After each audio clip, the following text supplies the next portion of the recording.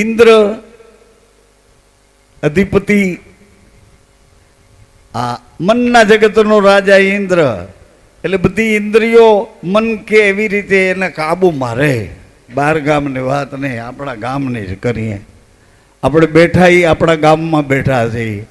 આપણું તો હા, આજે સંધ્યાની ઝાલર વાગતી હતી ને એક વિદ્વાન મહાપુરુષ આવ્યા તો એ તો બોલ્યા, પણ એના પત્ની છે ને મોટી બેન, એના પત્ની છે ઉંમરવાળા બે હતા, પણ એના પત્ની વળી એનાથી સરસ રીતે એને એ વાત બોલ્યા કે આ કાયા છે, એ કાયાની અંદર કેટલી માયા છે.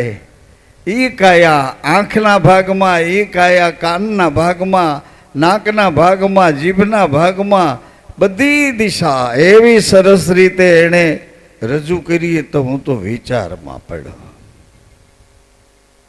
મને ખૂબ આનંદ આવ્યો એ સાંભળીને. એમ મારું કહેવાનું છે કે કળા છે ચંદ્રની, એ ચંદ્રની કળા એક દિવસ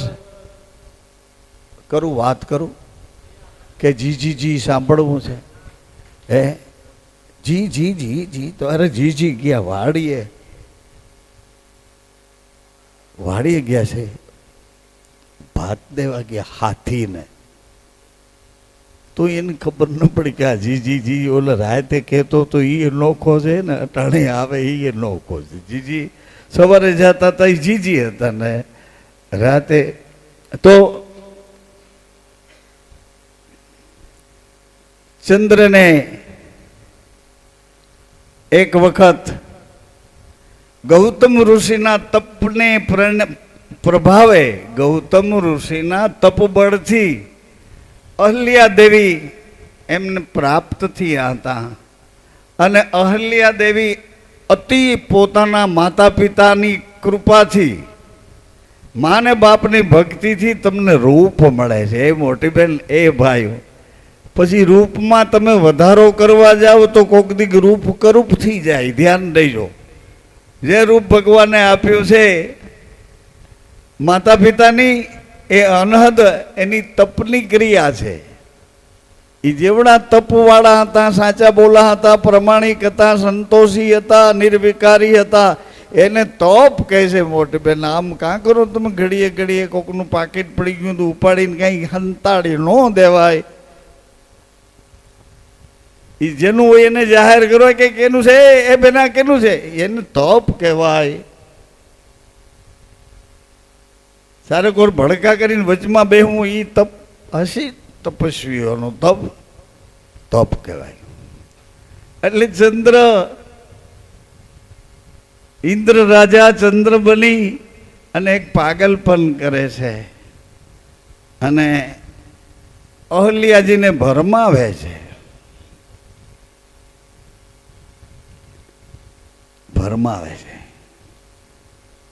અને ભ્રમિત થયેલા અહલ્યાજી ભૂલ ખાઈ જાય છે. કારણ કે ઇન્દ્ર ગૌતમનું રૂપ લઈને ગયા અને જેવા કુકડો બોલ્યો એટલે એને રોજનું નિયમ હતું. ગૌતમ ઋષિ નાવા ગયા એટલે ગંગાજીએ કીધું, બધા એકબીજા વાતો કરતા હતા, આમાં વાતો કરતા. ગંગાજી કે કેમ ગૌતમ અત્યારે અધરાતે કેમ મને હલાવો છો? કેમ મારા નીરને આઘા પાછા કેમ કરો છો? 12 વાગે. ગૌતમ વિચારમાં પડ્યા કે આ શું બોલે છે ગંગાજી. કહે ગંગાજી સુનો, ગૌતમ આવે ટાણે કેમ આવ્યા કે તમારા ઘરમાં કપટ રચ્યું, મધરાતે સીધા આવ્યા. સાંભળો, એ લોકો આવડા મોટા હતા તો એ કપટ કરતા હતા, તો આપણે આપણી ઊંચાઈ ક્યાં છે? આ ચંદ્ર દાગવાળો થઈ ગયો છે. ચંદ્રના દાગ લાગ્યા, એને સરાપ લાગ્યો છે એમ હોય એમ. પણ આ બે દરવાજા એને ચંદ્ર સૂરજ કીધા છે. એટલે શંકર મહાત્માએ એ ભજન લખ્યું, એમાં એમ લખ્યું કે પેલા દીવડા બળે ગગન, ગગન ગોખમાં, પછી પાછા કે આ બે દીવડા કર્યા, ચંદ્ર અને ચંદ્ર સૂરજ બે દીવા કર્યા રે લોલ અહીં.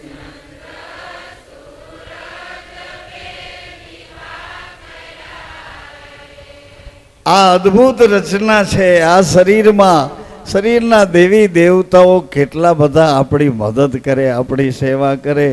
એટલે આ સંસારમાં આવ્યા પછી આ કરોડો રૂપિયાનું શરીર છે, એનો સદુપયોગ કરવા માટે અમે તમને આ વાતની યાદી કરીએ છીએ કે આધાર કાર્ડ હોય તો આધાર શરીરને શ્વાસનો છે, શ્વાસને વિશ્વાસનો આધાર છે, વિશ્વાસ શ્વાસ આ વચનના આધારે હાલે છે.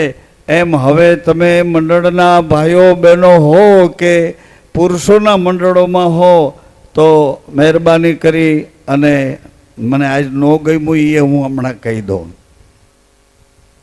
મહેરબાની કરીને તમે તમારા ધર્મને નહીં લજવો, તમે તમારા ઈષ્ટ ગુરુને નહીં લજવો. મહેરબાની કરીને એમાં કંઈ વધારો ન કરો તો કોઈ વાંધો નહીં. મારા કે તમારા વધ્યા એ વધે એમ નથી, એમાં વધારો ન કરીએ કાંઈ નહીં.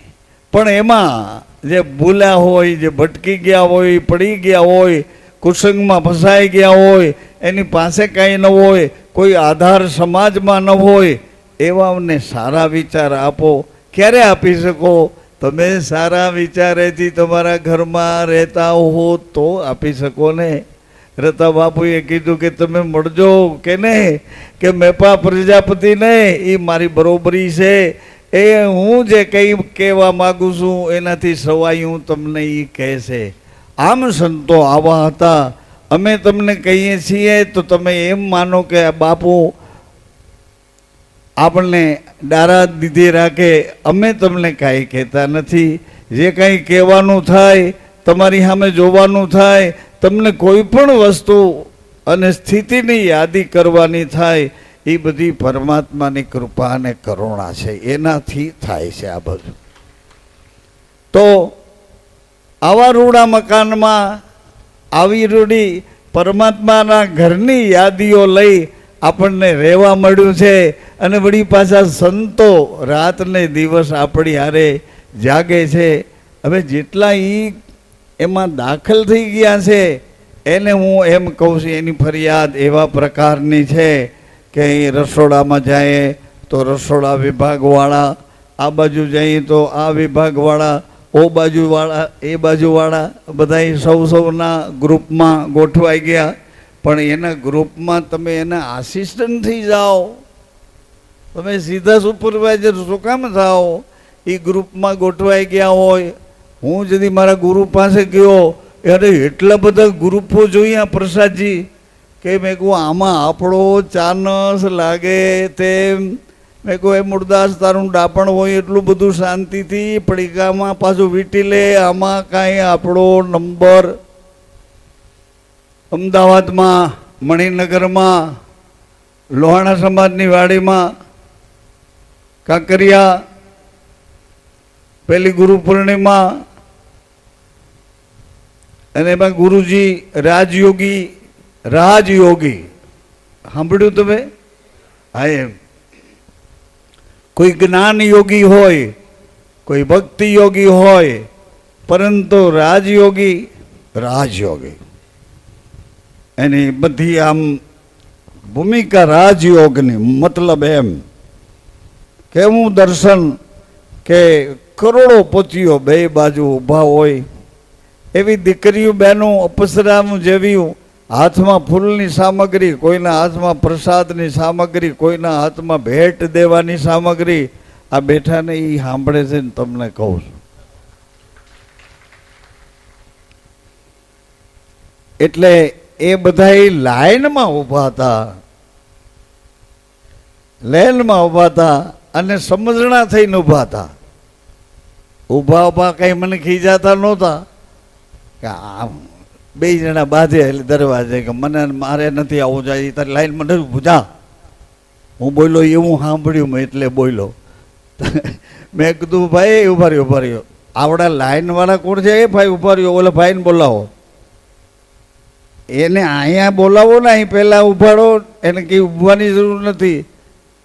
પછી એને એમ થઈ ગયો કહ્યું બાપુ મને ઓળખી ગયા. મેં કહ્યું ન્યાલથી અવાર તો લાઈને તો ચડી ગયો, બાપુ ગયો ઘેરે, તું રોડે ચડી ગયો ને. એવા હું પછી જોઈએ રાખું. એટલે ત્યાં પછી બાપુનો પાવર નહીં, ત્યાં વળી થોડીક વાર માસ્તર થઈ જાઉં, છોકરા રોવે તો બોલાવાય પડે. અને હું ભણાવતો છોકરા એટલે આપણને ખબર હોય કે હમણાં કપડાં બગાડશે અને કાંઈ કહેવાય. આવડે અમારા પ્રોફેસર સાહેબ હતા, મોટા છોકરાઓને ભણાવતા, અને મારા ભાગમાં લવારા નાના છોકરા.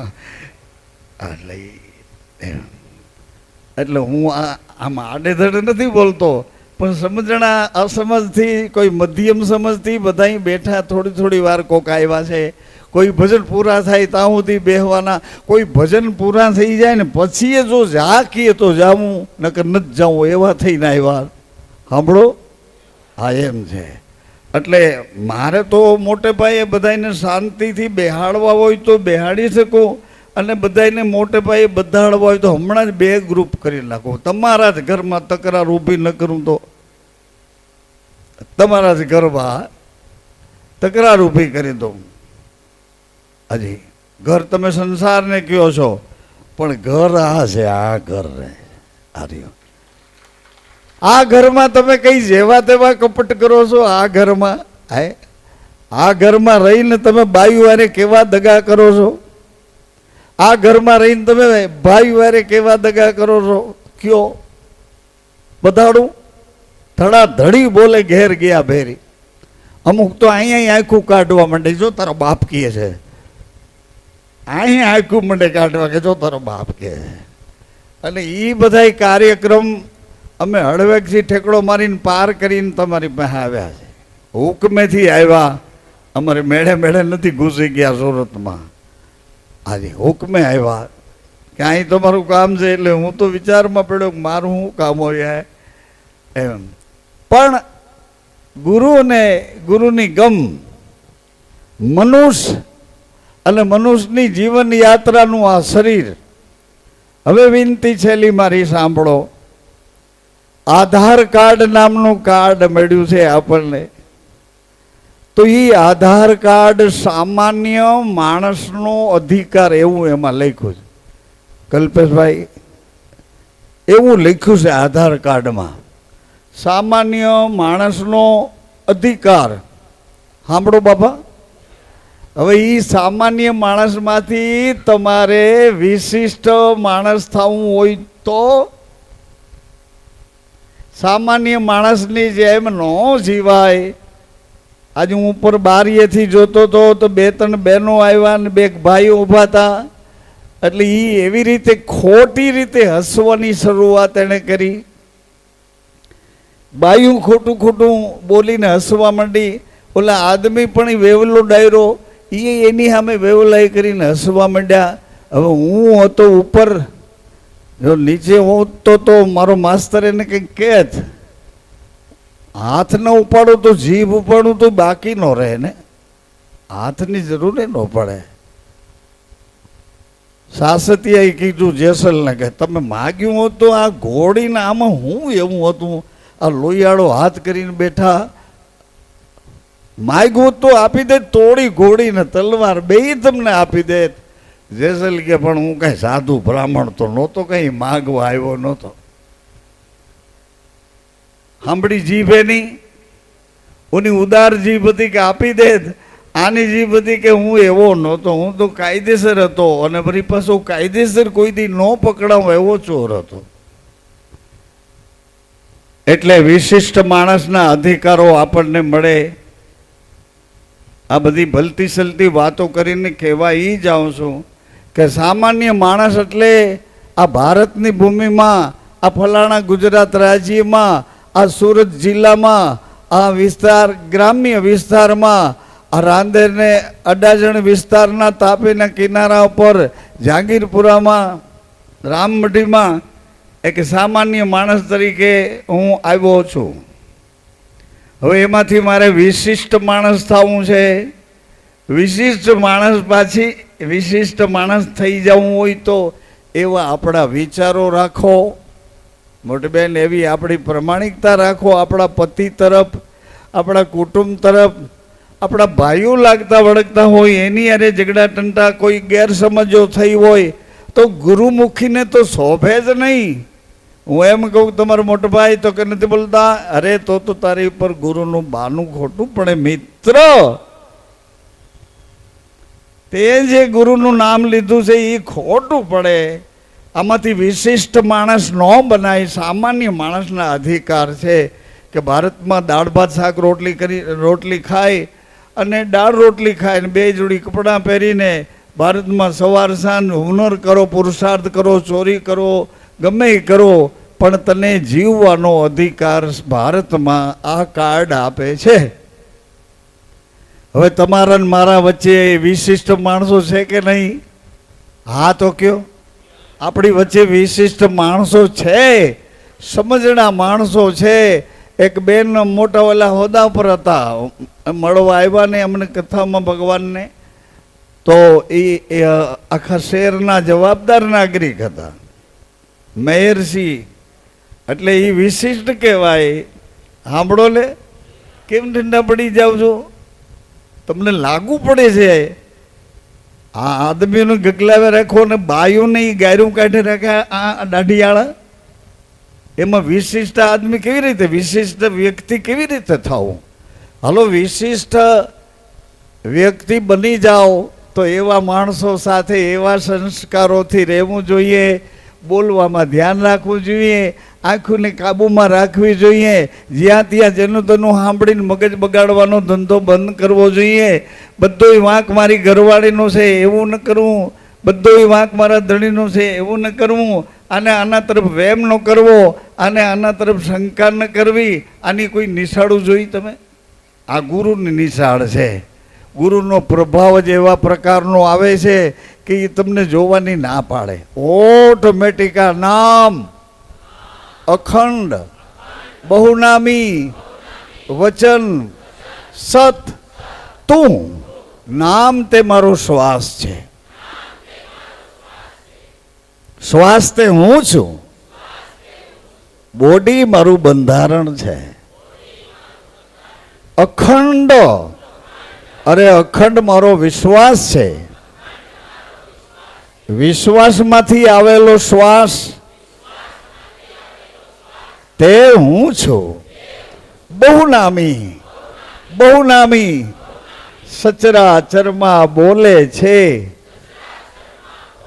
પ્રાણી માત્રમાં બોલે છે. બહુનામી તે હું છું. વચન, વચન હું વિશ્વાસ સાથે વચને બંધાયેલો છું કે હું તારો છું, તું મારો છે. કયો જી, હવે દગો દઈએ તો કામ આવે? આપણે આ શરીરમાંથી કહીએ છીએ વિશ્વાસને કે હે પરમાત્મા હું તારો, હે સદગુરુ પરમાત્મા હું તારો, હે ઈષ્ટ ગુરુ પરમાત્મા, ઈષ્ટદેવ દેવી દેવતાના રૂપમાં જે તમે માન્યા હોય એને તમે કહો કે હું તારો છું. હે માં હું તારો છું, તું મારી છો. યાદ શક્તિ, આદ શક્તિ, સહન શક્તિ, ચેતન શક્તિ, પરાશક્તિ, હે માં, હે માં, હે માં. યાદ શક્તિને હું તો માં જ કહું છું. યાદ શક્તિ, સહન શક્તિ નહીં, હું તો માં જ કહું છું. સહન કરી જાઓ એટલે તમે જીતી જવાના. પણ વાદ અને વિવાદ કર્યો, દ્વેષ અને ઈર્ષા કરી તો કોઈ કાળે તમારી બાજી સફળતા તરફ ન જાય, ન જાય. સફળ થવા જ ન દે. તમારો વિશ્વાસ નથી એટલે તમે આવું કરવા માંડ્યા છો, વાદ અને વિવાદ. જેમ હું તમારો છું પરમાત્મા, એમ આ બધા શ્વાસ ભરે છે એ તમારા છે.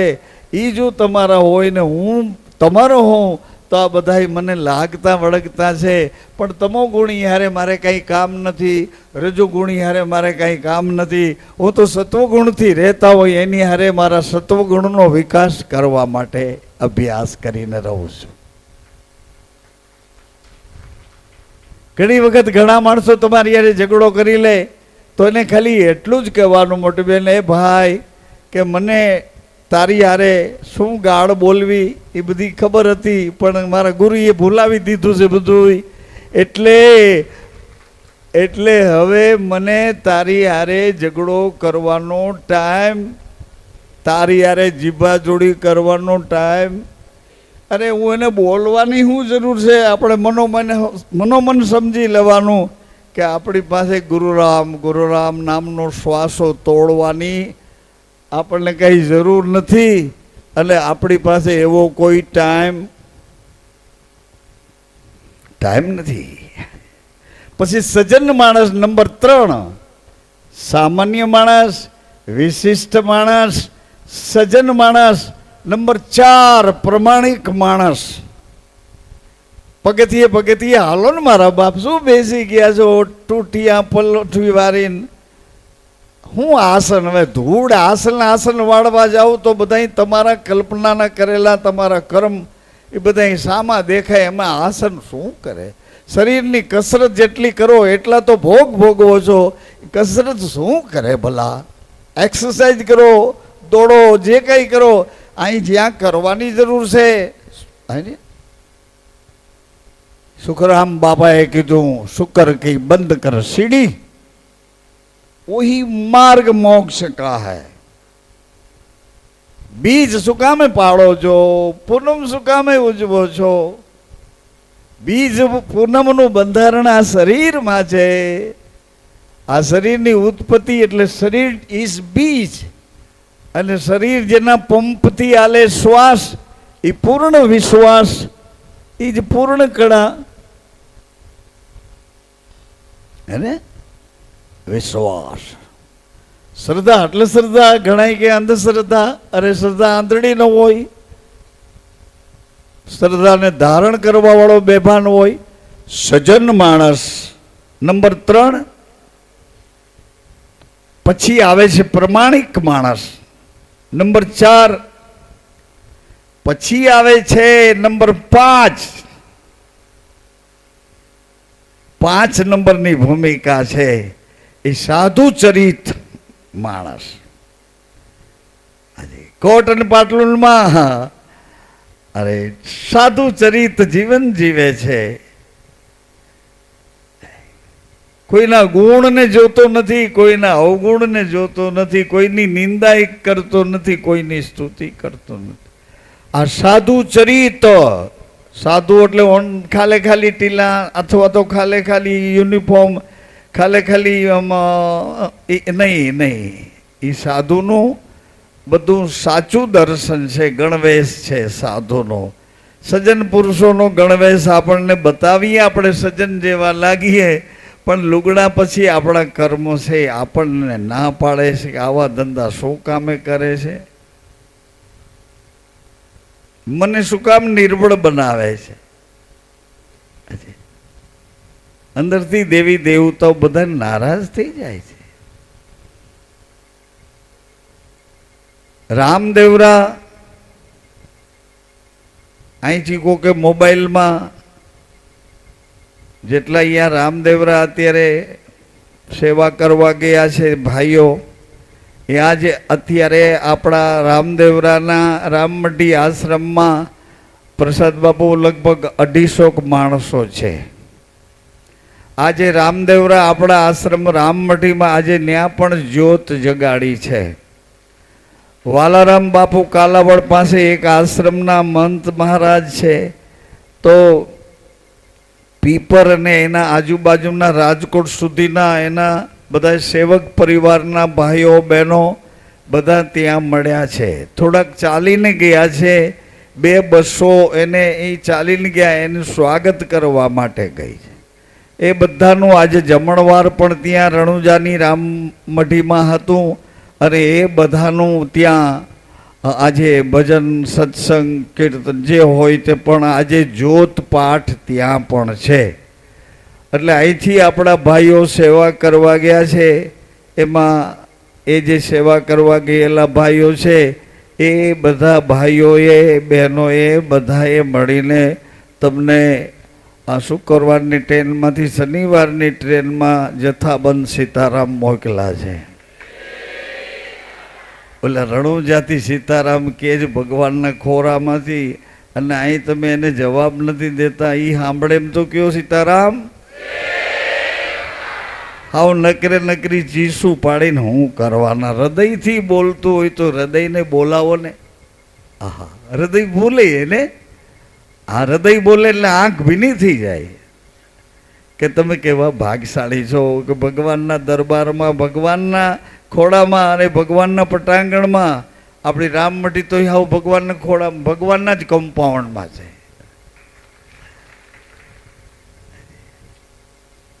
એટલે મેં મારા ગુરુને એક દી પૂછ્યું હતું.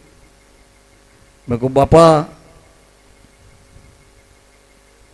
મને કે રામમઢીમાં રામદેવજી બાપા બેઠા છે, એક જ લીટી મને એને કીધી. તમને કહું, તારી મઢીમાં રામદેવ બેઠા છે,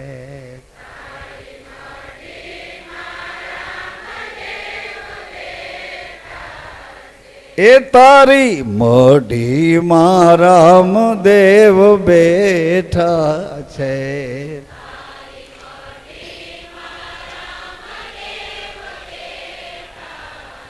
એ તારી નજરોના ક્યાં નેઠા છે.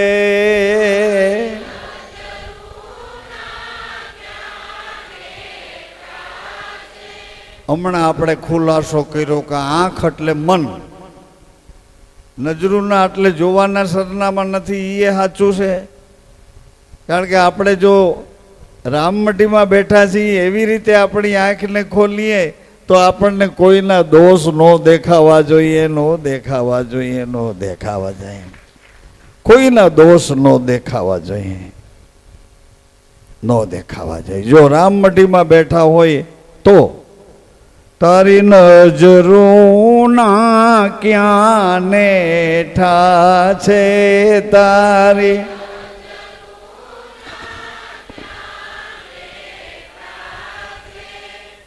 આ બોલ પાછા એમ કીધું કે આ બોલ બોલે છે, આ બોલ સ્વયં ગુરુ રામના છે.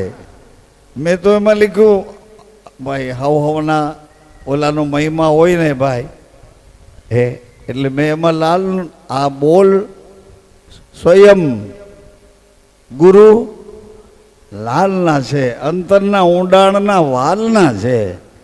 પણ કે તારું ઠેકાણું નથી, એ તારે ગોતવાનું રહે. એમ ટૂંકમાં મારું કહેવાનું કે આ મઢીમાં એટલે મેં એક દી ભગવાનને કીધું, રામદેવજી બાપા, મેં કહું પરિસ્થિતિ અત્યારે હવામાન સારું નથી, તો મારા ગુરુ કહેતા હતા કે તમે રામમઢીમાં છો, એ રામમઢીમાં તમે જો હો રામદેવજી બાપા તો મારે રણુજા આવવું કે નહીં? મને હા કે ના કહો કે તારે રામમઢીમાં રોડવીલને અહીંયા ધક્કો નાખા તો હાલશે.